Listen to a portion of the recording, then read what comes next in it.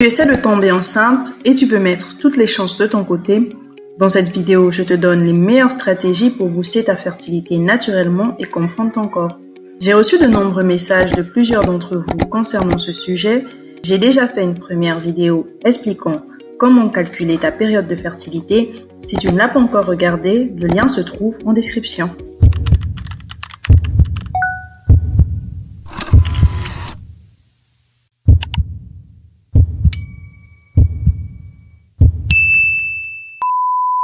La fertilité est définie par la capacité à se reproduire.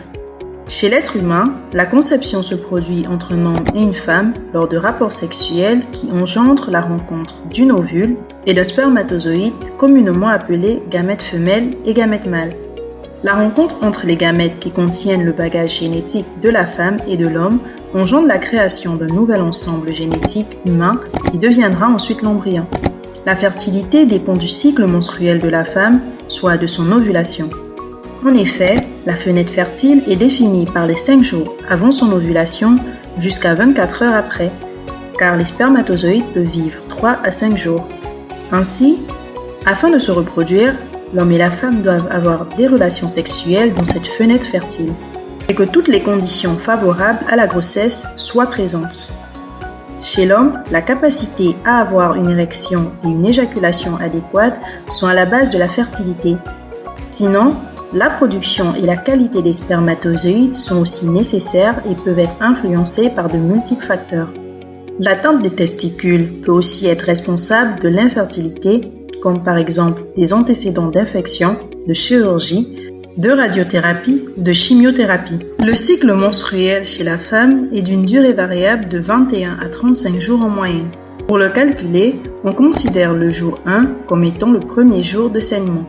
Le dernier jour du cycle correspond à la veille du prochain jour de saignement qui sera le premier jour de l'autre cycle. Ainsi, la longueur du cycle correspond au nombre de jours entre deux débuts de menstruation. Le cycle est divisé en plusieurs étapes qui sont au nombre de 4. La menstruation, la phase folliculaire, l'ovulation et la phase lutéale. Ce sont beaucoup de mots scientifiques, donc voilà les explications. La menstruation. Elle correspond à la fameuse période de saignement, que ce soit du petit spotting jusqu'au déferlement de sang selon votre flux usuel. Ces saignements proviennent de l'endomètre, c'est-à-dire de la couche à l'intérieur de votre utérus qui s'était préparé à accueillir un embryon, en devant un petit nid douillet bien épais. En reconnaissant que vous n'êtes pas enceinte lors de ce cycle, le corps envoie des signaux et cette couche bien épaisse se détache de votre utérus et s'expulse via le vagin. Elle sera régénérée lors du prochain cycle et comme cela, le nid pour accueillir votre futur bébé est toujours neuf. La phase folliculaire. Cette phase commence à la première journée de votre cycle et se termine à l'ovulation. C'est généralement cette phase qui est variable en durée selon chaque femme. Pendant ce stade de votre cycle, plusieurs follicules, les petits sacs contenant chacun un ovule stocké dans vos ovaires, vont grandir en se nourrissant des hormones que vous produisez, principalement des oestrogènes. Un seul follicule deviendra assez fort pour être sélectionné pour libérer son ovule. On le nomme le follicule dominant. Cette phase est régulée par la sécrétion de l'hormone folliculostimulante, FSH, par l'hypophyse. L'hypophyse est une glande du cerveau qui sécrète plusieurs hormones endocrines et qui joue un rôle de chef d'orchestre pendant le cycle menstruel. L'ovulation. Lorsque le follicule dominant est sélectionné et est prêt pour l'ovulation, celui-ci envoie un signal à la glande hypophyse pour lui faire libérer une dose massive de l'hormone lutéinisante. C'est ce que l'on nomme le pic de LH. Celui-ci entraînera une production massive de l'hormone progestérone par les ovaires et la libération de l'ovule par le dit follicule environ 24 à 36 heures après. C'est alors qu'il y a l'ovulation. L'ovule commence ensuite sa route dans les trempes de Fallope vers l'utérus dans le but de rencontrer son âme sœur, le spermatozoïde, qui lui remonte le courant. Si cette rencontre a lieu, il y aura fécondation, et ce nouvel embryon continuera sa route jusqu'à l'utérus pour venir s'implanter dans l'endomètre. L'ovule a une durée de vie d'environ une journée, et les spermatozoïdes de 3 à 5 jours. Si une grossesse est désirée, il est donc recommandé d'avoir des relations sexuelles 5 jours avant la présumée ovulation et la journée de celle-ci. La phase lutéale. La phase lutéale commence après l'ovulation et se termine à la prochaine menstruation.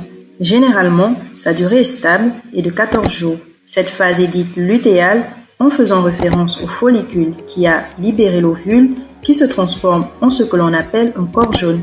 Celui-ci continue à sécréter de la progestérone pour favoriser la création de votre petit nid douillet dans l'endomètre en vue d'accueillir un embryon.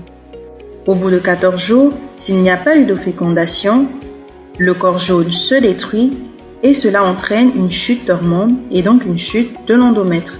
C'est la menstruation et le cycle recommence. Donc pour tomber enceinte, il est donc très important de comprendre premièrement puis de savoir calculer cette période d'ovulation de votre cycle menstruel, car c'est au cours de cet intervalle qu'il est possible de concevoir. Comment savoir si j'ovule et quand? Tout d'abord, il s'agit d'observer son cycle menstruel. S'il est régulier, c'est-à-dire qu'il dure toujours environ le même nombre de jours, cela veut probablement dire que vous ovulez au cours de la plupart des cycles. Ainsi, en prenant votre premier jour de menstruation et en y soustrayant 14 jours, vous pouvez en rétrospective déterminer le moment de votre ovulation. Votre ovulation survient donc toujours à cette journée de votre cycle approximativement. Maintenant que nous avons parlé de la fenêtre fertile, voyons ce que tu peux faire pour booster ta fertilité naturellement. Le mode de vie peut être un booster ou au contraire nuisible pour la fertilité. Premièrement, l'alimentation joue un rôle énorme. Il faudra manger plus de fruits et de légumes riches en antioxydants, favoriser les protéines végétales et les oméga 3. Et penser au fer et à l'acide folique qui sont indispensables dès le début de la grossesse. Deuxièmement, faire une activité physique régulière améliore la circulation sanguine, le métabolisme hormonal et diminue le stress. Attention aux excès. Trop de sport intense peut dérégler l'ovulation. Troisièmement, il faudra arrêter les toxiques, comme le tabac, l'alcool, le cannabis. Tous nuisent à la fertilité chez les deux partenaires. Quatrièmement, les perturbateurs endocriniens. Il faudra éviter les plastiques alimentaires, les cosmétiques non bio et les pesticides. Tu peux aussi filtrer l'eau du robinet et aérer ton logement chaque jour. Et cinquièmement, le stress chronique. Il dérègle les hormones et peut bloquer l'ovulation.